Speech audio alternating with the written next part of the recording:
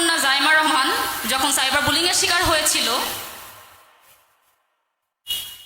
24 থেকে 48 ঘন্টার মধ্যে আপনারা তাকে গ্রেফতার করেছিলেন। আপনাদেরকে অন্য আরেকটা চিত্র দেখাই। ডেইলি স্টারের প্রতিবেদন অনুযায়ী এবং ডেইলি স্টারের রিপোর্ট অনুযায়ী, অলসো ঢাকা ট্রিবিউনের রিপোর্ট অনুযায়ী বাংলাদেশে প্রতিদিন 19 জন করে নারী এবং 12 বছরের নিচে শিশু ধর্ষণ হচ্ছে এবং কিছু ক্ষেত্রে মামলার বিচার নেওয়া, এইসব ধর্ষণের মামলার কিছু ক্ষেত্রে এসব ধর্ষণের মামলা নেওয়া হচ্ছে না।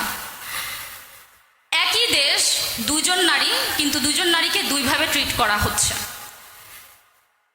No hate to Zaima Rahman. আমার জাইমা রহমানের কিছু আমি জাইমা রহমানকে ব্যক্তিগতভাবে খুব পছন্দ করি। তার কিছু কার্যক্রম, গতকালকে উনি একটা পোস্ট করেছেন যেখানে উনি লিখেছেন যে child safety as a emergency হিসেবে ট্রিট করতে।